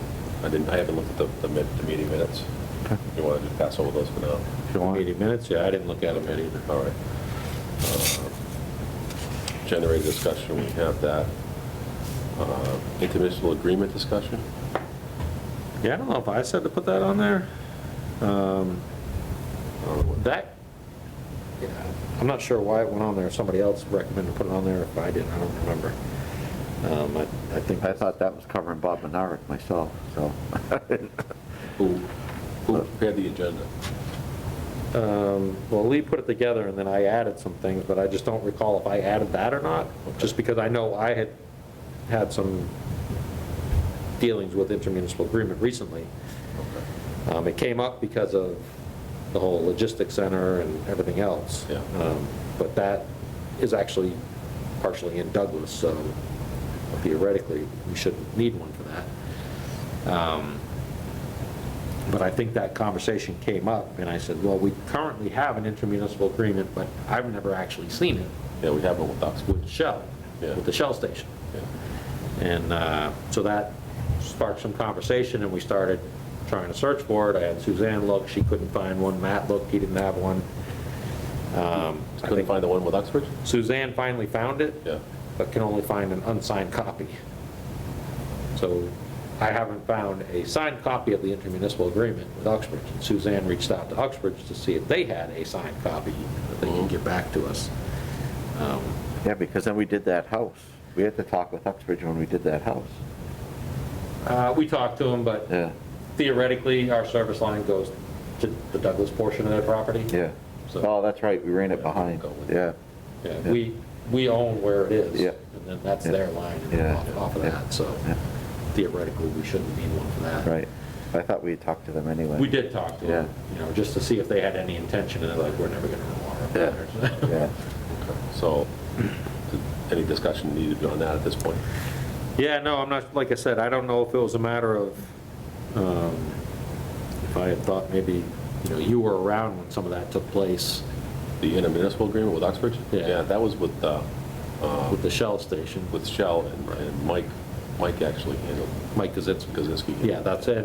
Yeah. You know, Matt got a hold of it, and he's like, all right, yeah, this is clearly just for that Yeah. Shell station, so we would probably need another intermunicipal agreement for the logistics center. Okay. But like I said, there again, it's actually in Douglas, so do we really need, you know, do we need an intermunicipal agreement with all three towns? We may, I don't know. I don't know either. But that is one of the things that needs to be discussed during that whole conversation and connecting to Yeah. that logistics center. Okay. Okay. But yeah, I don't know if I said to put that on there, and it may have been because to find out about, we need to get a signed one or whatever. Okay. Let's see. Collection system evaluation. Yeah, so I gave you guys a proposal. So I got a price from Ty and Bond. I've worked with Ty and Bond in the past. They do good work. They're a fairly large company, but not as large as Stantec.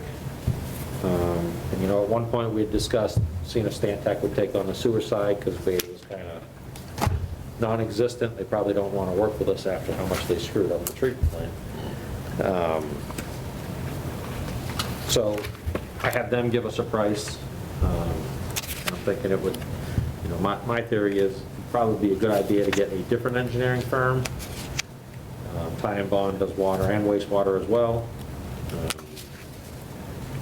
So I was looking at seeing if we could get them to do some of this engineering, get another firm in here. They've already done all of our GIS mapping.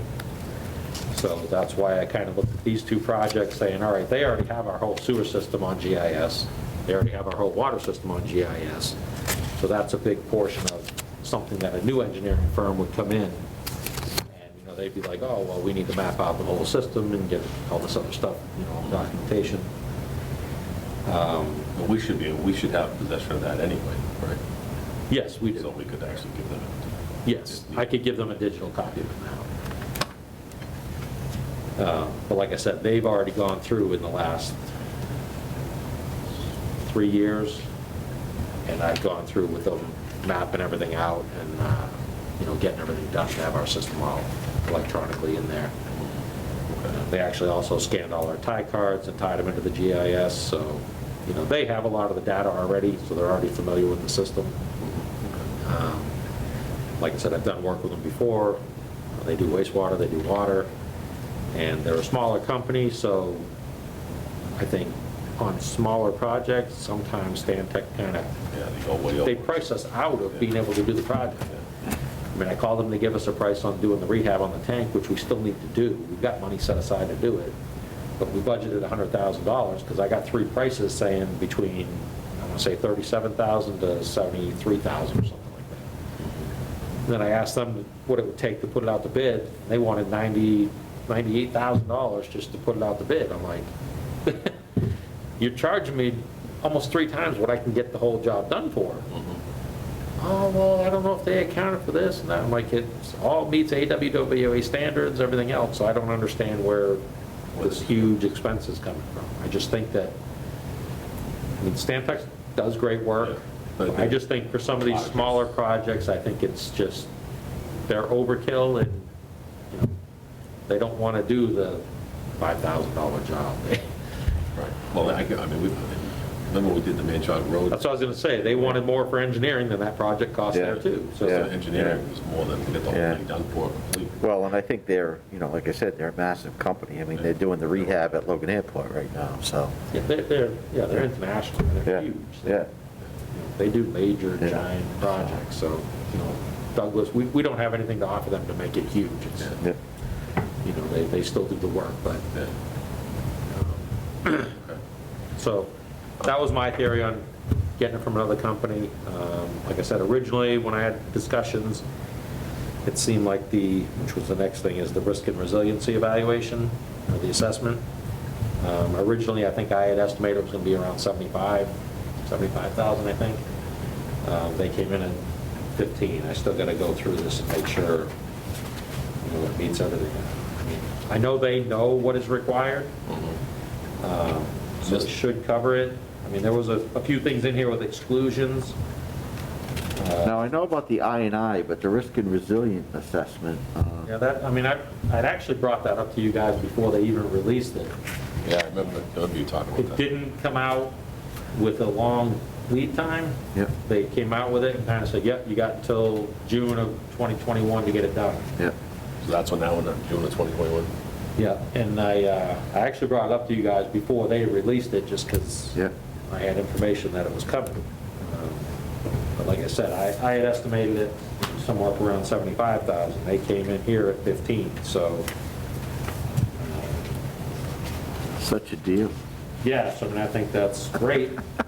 We budgeted for the full thing, I believe, so that'll help offset The difference on, some of the other issues that we have. I mean, the I mean, originally we had figured it was going to be about 150,000. Yeah, I remember the I&I was 6 figures. Yeah, it was 150, and then I think there was a little bit of miscommunication between me and Colin when we were going through the budget, and it got cut to 50, figuring out over 3 years, but so this 80,000 or 79.5, whatever we got here, is kind of a first phase. So there's multiple steps to this. This would be the initial stage to try to figure out where we need to focus on. After this, there'll be smoke testing and a few other exploratory things, cammering, stuff like that. In the acceptance portion on the last page, it says funding not to exceed 49,000. Yes, that is, because I already informed them that I only All have right. 50,000. So that would eliminate task 1.4 and 1.5. Okay, I get it. Right, so, roll into the next. Yeah. so they've got that figured. Yeah. Basically, they're going to have the month of July to finish those two Yeah, I get it. portions of it, so. Yeah. Which is actually, I mean, because basically the initial step is to identify everything anyway and go through all that, so. Yeah. that We're should gonna work put the out. rest of it in next year's budget. Yeah. Yeah. So by the time they have this done, I mean, actually, it'll be too late for the budget, but I'll talk to them more about the next stages so we can get a better number for next year's budget. Yeah, Um, on completion of the, Right, to complete all of what we have to get done. so instead of breaking it into 3, we'll just do it, it'll broken into 2 years. instead of Right. 3. Okay, that looks good. So, I mean, I don't know if you guys wanted some time to go through it, or if we want to move forward with it. I Well, I got, think time is of the essence. I was gonna say, I gotta let them know, because we're running out of time, so. Yeah. I'm fine with it. Yeah, I'm fine with it. I'm fine with it.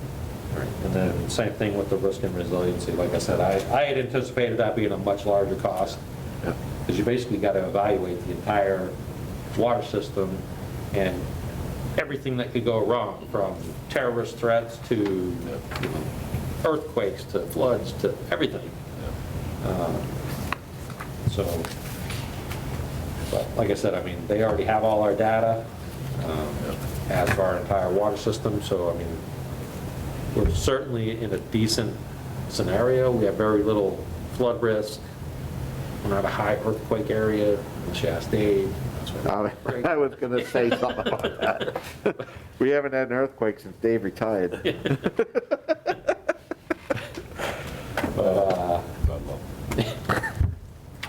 So, yeah, I don't know if you guys are good with going forward with that one too. Yep, Yeah. I'm fine with that. I think that's, we didn't need 3 bids on that, because it's engineering, It's engineering, yeah. so we're good. Yeah, I'm fine with both of those. I mean, time is of the essence on the first one, I think the resilience is right. Oh, well, they're both of the essence, Yeah. but like they said, they didn't give us much time on this one. Yeah. And when did the other one have to be completed by? That was actually a year ago in December. Oh, So we're behind on that. I submitted for an extension. okay, so was granted, that was granted? Yes. Okay, so we're But good. I'll have to resubmit and tell them, hey, we're still a little further behind. We ran into some issues. And part of the problem with that is doing an I&I study. You only have basically 2 times a year that you can really focus on doing that type of work. And that's spring and fall. And we've had droughts. Yeah, You know, we've pretty much been in drought status the last 3 years. So we haven't had an actual good time to do any of the work the way you should do. So unfortunately, Mother Nature hasn't cooperated either, so. yeah, And, you know, it's a matter of, if you get a good wet season, you know, having limited staff, how much can we get done? So hopefully we'll have a good wet season this spring, and this will be a little more representative and give us better data than just doing something to meet the requirement.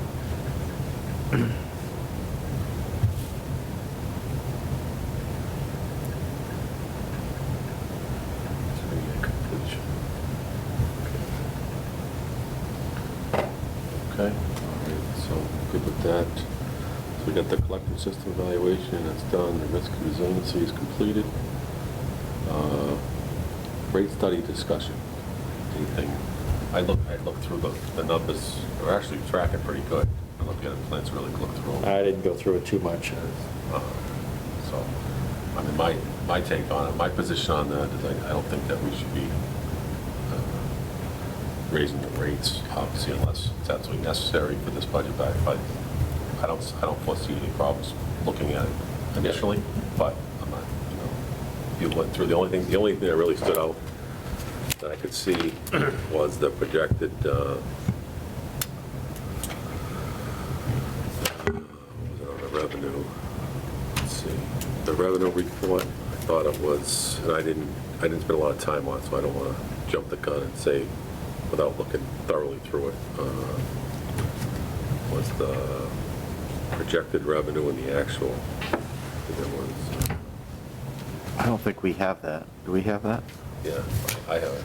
Yeah, I didn't print the revenue, I printed the expense twice. I had asked, let's see, where was it? Let me just, I was glancing. Gene through it. emailed it out, I don't know if you. I had asked if I could get a copy. I didn't get it. I can forward you the email, the copies. Yeah. Yeah, I don't have it. Okay, here it was. On the water enterprise fund, it said revised estimated revenue was $397,190, and the actual year-to-date was $227. So I'm assuming that was that.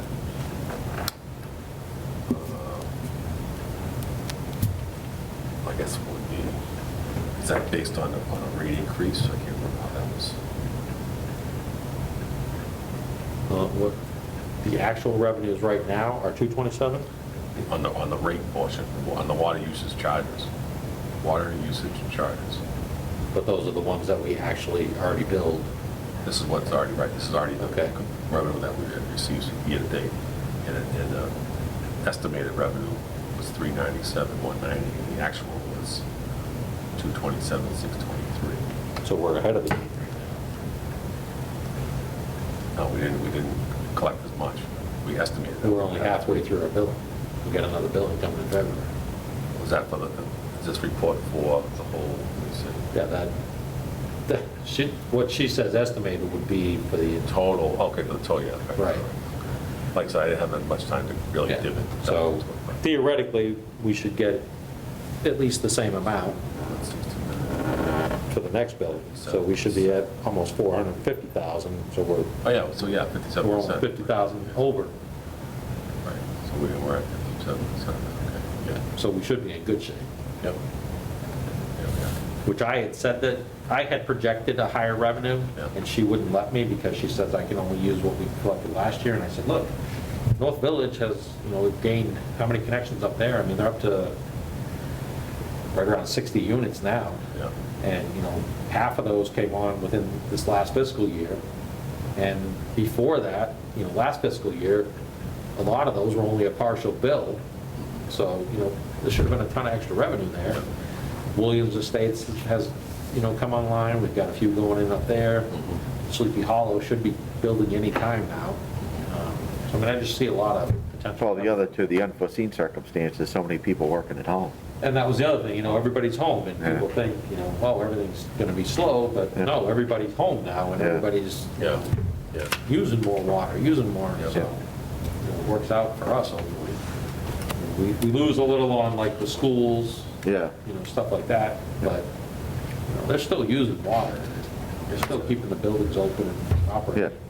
yeah, they still kept the fields up and everything. Yeah, so I think, I anticipate a higher revenue. Well, based on that, like, so I was thinking it was a 6-month from July 1. Right. I was looking at, I thought. I know what you're thinking, yeah. But I didn't. You're thinking, she's projecting our halfway point is Yes. 397. Yeah. But I didn't dive into it thoroughly to really look at it, so. Yeah. But that's good, but I looked at just a lot of percentages, and everything seems to be, tracking pretty And good. that's what I usually do with you, is I do our sheet, Yeah. but that sheet's not right now, so usually I take that sheet and we track it, base it on percentage. Usually I put in there what percentage we're at when I did it, percentage of the year. And this report would basically be at 50%, so. Right, would, You could just run look at all the percentages there, and basically 50%. Some of the things we pay right up front, so that'll be 100% off 100%, right off the bat. Yep. So along with that discussion with the rate study, then we're into the, My suggestion, I'll talk about it. well, I was just gonna say, so we're gonna be doing another billing cycle, so we're sort of too late to do that, because you guys will start reading probably within February. February, right? So we're too late to do anything now, but to start looking at the budget for 2022. That's right. Yes, I'd like to have the rate study thing done by end of June, so Yeah. that July 1st, people are Yeah, Yeah. so, informed. The budget discussion has to be done, the budget has to be completed. So we have all that information, what we plan on doing, then Right. go to the Yeah, next step of yeah. of exactly what So- you guys just said. Yeah, I don't want to come in telling people, yeah, we raised your rates on all that water that you used all summer. right, no, so I would like to have it go through with the budget process. Yeah. So if we're gonna do a, 2.5%, 3% increase or something like that, Yeah. then, It gets done immediately after once we finalize the budget. Yep. It goes right to. yeah, So- yeah, and that should be at the tail end of meter reading for this billing cycle coming up. And I don't know if you want to, I don't know why Doug doesn't do the rate study thing, but, I think we should really look at tiered rate structure. It helps promote conservation, and it puts a little more burden on high users, and typically your high users are people making money. As opposed to the fixed income elderly people that are trying to make ends meet, and they're the ones that conserve all the time anyway, Yeah, and, they can't do any more to conserve. But, bigger users, Hayward Landing or the pot facility, Yeah, I have mixed on that because it's like one side of it is. I know you don't want to discourage. Right, we're trying to get business to come in, we want to try to Yeah. keep this, but on the other side is we don't want to, cut ourselves short either. Right, And also, put a burden on the existing users for yeah. what they're doing. Right. So- Yeah, well, and hopefully in the future, that bill becomes, quote, manageable for most people if we can ever graduate to a point where we can do quarterly bill, so. It's still the same amount a year. Yeah, it's the same amount a year, but it's Probably just, tack on a little you bit know, more because yeah. of the added expenses Yeah. to build quarterly. yeah, It's just psychologically, they could prepare for it either. Right. yeah, People that don't know how to budget will be yeah, yeah. handling it. You know, you get a bill for $100 a quarter instead of, you know, one bill for 200 or something when you least expense it, so. And in reality, what happens is you can budget all you want. A lot of people will budget and they'll think, well, we're good, good, good, and then, they need to spend $400 in their car or something. Always, you think you're ahead of the game. Finance yeah. goes down, Yeah. your roof leaks, or, Yeah. there's Well, always the something. typical thing, the more you Yeah. make, the more you spend, Yeah. so, So it's kind of, yeah. okay. But I still think the tiered structure works well. Yeah, I'm not too familiar with how that, I could see how that, like the platform, how that sets up. I'd be interested in looking at it and exploring it, just as an Yeah. exercise and just for knowledge I know purposes. Dudley just went through it all. They've had a tiered structure, but they just did a rate study and changed all theirs. I can get a copy of that, so. Yeah, that'd be great to look at that. I can give you Yeah. something to look through and see what what a different rate study looks like. Yeah. Well, and that's the other thing too, and certainly not downing any work that Doug's done for us in the past or anything, but since he's not local anymore, I mean, maybe we need to look at having a different company do a rate study, you know? But, I mean, you get what you pay for. I mean, Well, I know yeah. Dudley paid a lot more than we pay. Yeah, yeah, But they were in the same boat as us. They didn't do a rate study for 10 years. yeah. So I don't even know if they ever did an actual rate study. I think they just got together and said, oh, we need to raise rates by this much. They finally did a rate study. We've done a few. No, we've done, yeah, I think I've done, this would we've be done three. Three of them since Yeah, I've been here. 3 since I've been on, I think, yep. And it was 10 years that you went, before I came, you went 10 years without doing anything with rates. There was one at the very beginning when I got on, there was one study that was Yeah. done. Yeah, I remember I was with Joe Sasta was here. I was gonna say, I don't know how long you were on before I was, but. Well, I got the 15-year thing this year, so it says 15 years, so. Yeah, I got a 10-year one, so, yeah. I remember we were sitting in here actually, with Yeah. Joe Sasta. I remember Joe was talking. And the only guy who came was Mr. Z. Yeah. He's the only one that showed up at one of ours, Yeah. too. He showed up at one, we're like, all right, you have anything? He's like, I just wanted to see what you're doing. Yeah. Okay, so, But yeah, I can get you copies of that. So you can Yeah, just so- see it. just as an It's all- exercise, just see. It's all public information, so.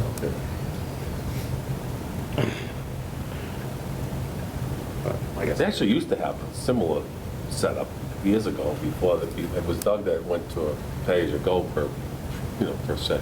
Used to be, you used up to so many cubic feet, you just built. oh yeah, flat. that's, The flat, When I yeah, and then we started- eliminated when I that. started, you had Yeah. the 800 cubic feet given with the base rate. Yeah, But And it was just a set fee, and then it went to the base fee, and then you Yeah. just paid whatever you used, that's what you you paid on. pay Yep. for what you use, and Yeah. base fee, and then a pay for what you use. Yep.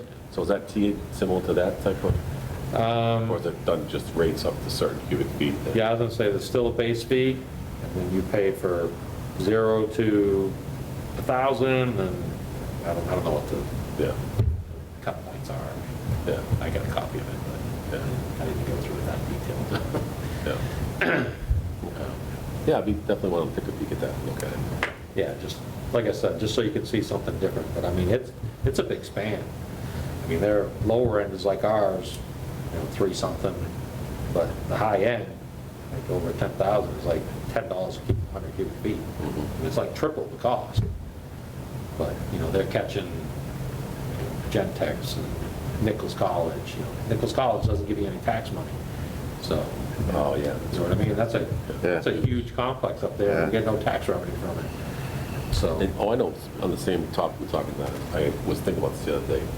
Is there a difference between, because obviously we have to have a public hearing on a rate increase. Yeah. What about a fee schedule? So, fees we typically just vote on. Yeah, well, So, that was the other thing I wanted, when we do Doug's thing, it just covers our basic water sewer rates, but we're not covering connection fees, we're not covering, Doug says, oh, I'll do that for another X amount of thousand. But he says that it's very involved because you have to look at all your assets and it has to be divided up between that. And if you don't follow that rule, then, you won't hold up in court. And making sure, the other thing is making sure we're billing properly, the hourly, we're billing for things. Yeah. Things like, just to stay in pace with. Well, I mean, Doug has put that portion in where we made changes to how much per hour, Truck, all the other minimum call out or whatever. We did have those put in there. Yeah, I remember doing all that. Well, I think that's where, I think it was that study that we came up with the $50 on, $50 off, Yeah. or whatever that fee is. I think it's $50. It Well, was 50. I guess, would that have to be done? Or now it's as a 100. Study at a public hearing, or is that something that we can handle and just go through it as far as just to vote on? No, I think there's got to be a study, because it's got to be justified, right, with, Not Let's say for the, tie-in fee, not or the- connection yeah. fees and all that other the stuff. connection fees, he says those have to be done based on your assets. It comes down to a portion of what your assets are, which I don't know if I agree with him on that.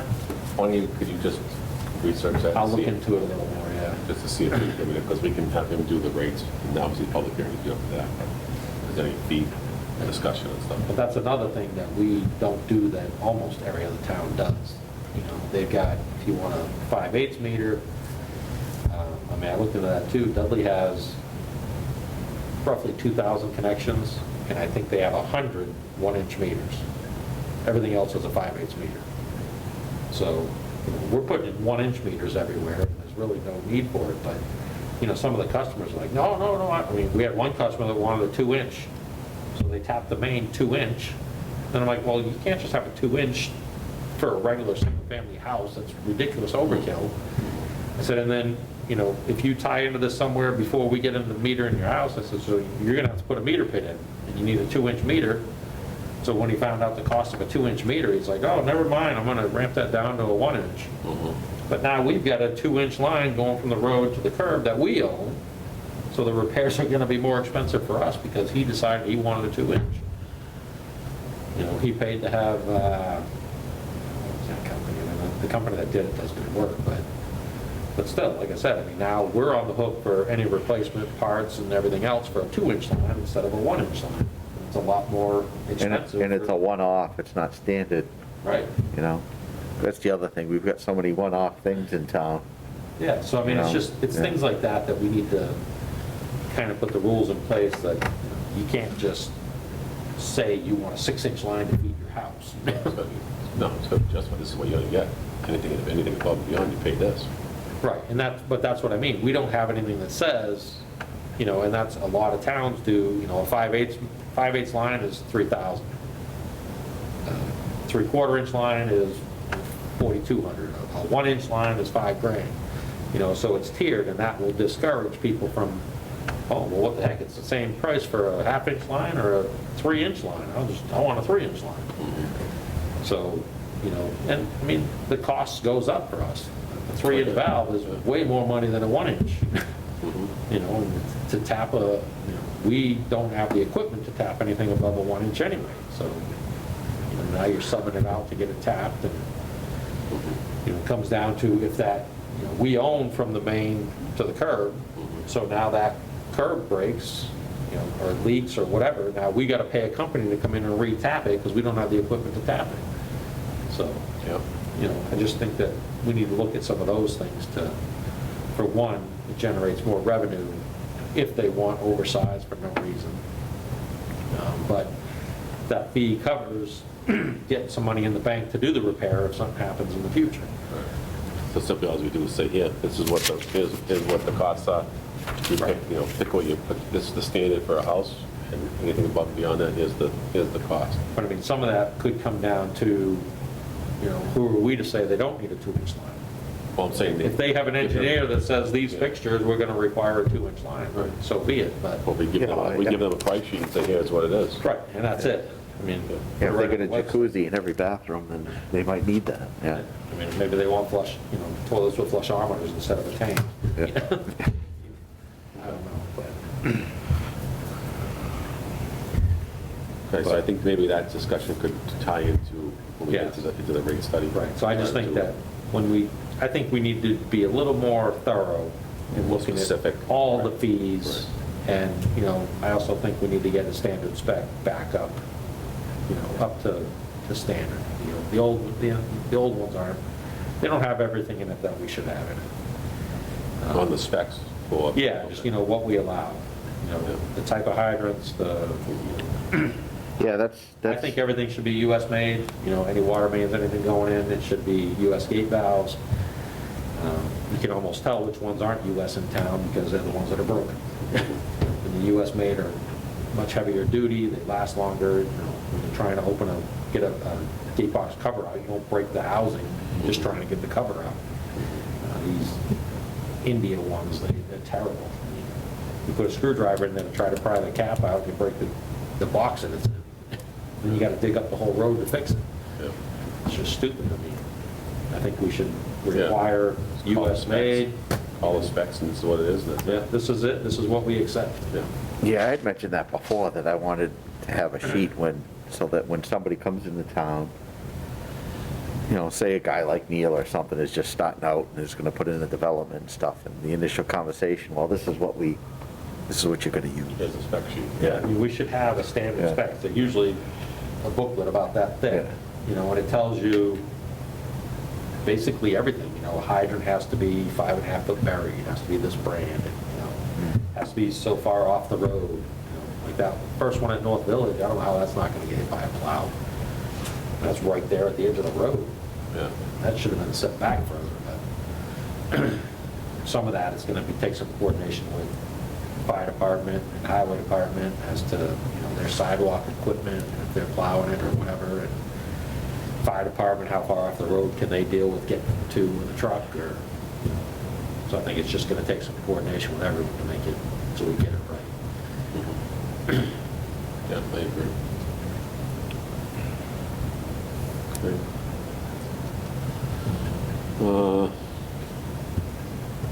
Goals and objectives, I think we've already gone over those for the remainder of this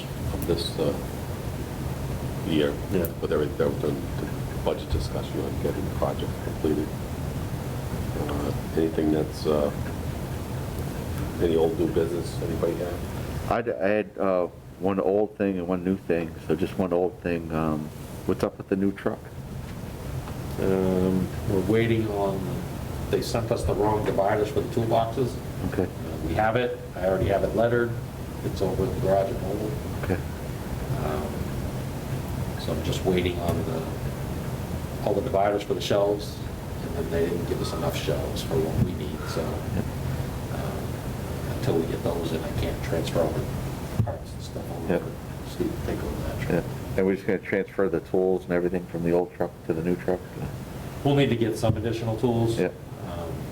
Just because we need tools in the truck anyway. Yeah. But yeah, a lot of the equipment will just go over. Oh, good, I didn't know we had it, that's good. Yeah. Yeah, we've actually had it for a couple of weeks, it's just been, Sitting up in the garage. it's, yeah, we put it in the garage at Mobile, just, I had Burlington come up and letter it. So Yeah, I saw the lettering bill, that's the only way I knew it was in. It's lettered the same Yeah. as the other trucks. Yeah. It's got the steel reading body on it, utility bed. It looks nice. It's definitely a step up from the old truck.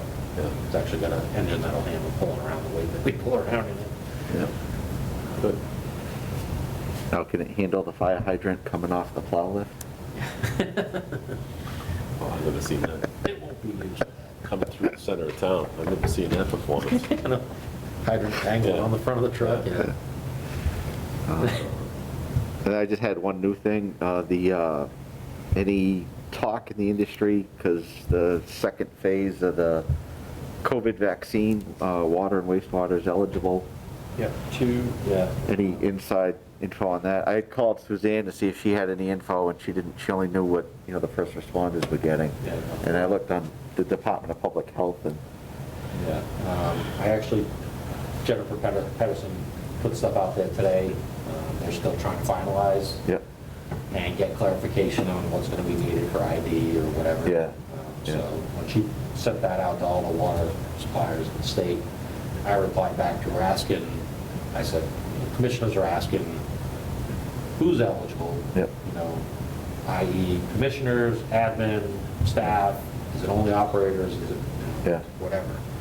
She just came back with good question, I'll look into it more, Yeah. and so we don't know that we'll get to the level of commissioners, but they are looking at all Yeah, employees. all employees, yeah. That's what she's pushing for. Yeah, She's usually the head person that goes out Yeah. and represents all the operators when we try to push all the legislation stuff. so and I'm only asking because it's a double-sided sword, because transit workers come into, in my real life, the transit workers come in for phase 2 also, and I was getting zero information about that.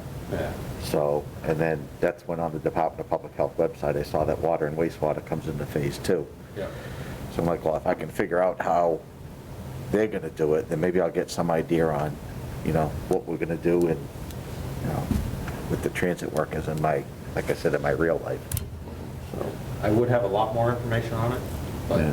Douglas didn't respond to the whole network of people that are trying to get it all done. yeah, But I could tell you, Westbrookfield, Spencer, probably about 27 other towns. yeah, yeah, But Douglas and 3 other towns didn't respond to the whole thing that has all the information on it, who's getting what. yeah. So, yeah, I know with the first responders, you could show up for, you had to make an appointment, there's a website, you make an appointment, you have a letter from your chief, or if you're a professional, your professional license. Yeah, you have your ID. Or even a pay stub from where you work, so that's the way the first responders doing it. So I was just curious from the Department of Public Health if they'll require the same thing for phase 2, since that'll hit, that'll They'll cover you require- guys, and like same thing, that you've got to ID yourself, that. Yeah, they are going to require that. Yeah, okay.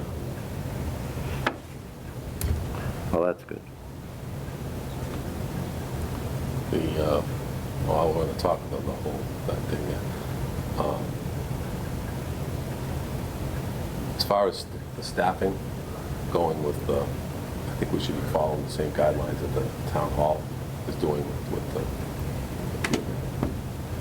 there's been some discussion about that, so I was unaware that we weren't following the same staffing arrangements what was going on, so I think that needs to be, we should be in harmony with that. Yeah, that, It was actually brought to my attention a few times over the last couple of weeks. yeah, I've been questioned a bunch of times. Bill also, I know Jean got ahold of me and wanted me to bring it up about, she wants weekly vouchers done. So she wants vouchers submitted on a weekly basis, just because I know there's some that were October that were just coming in to get paid. We had a few vendors calling that they haven't gotten paid, so Cynic Road being one, and that's one that we don't want to screw up. Pine, Sand and Gravel's another one that they were looking for a payment for October. Just so I think we should be, I don't want anybody pointing fingers anywhere saying we're doing one thing, they're doing another thing, somebody else is doing something different, so I think we should be the same. Yeah.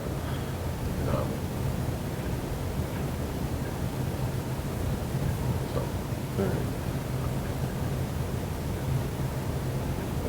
that's all I had. Unless there's a specific reason for something, that's, Right.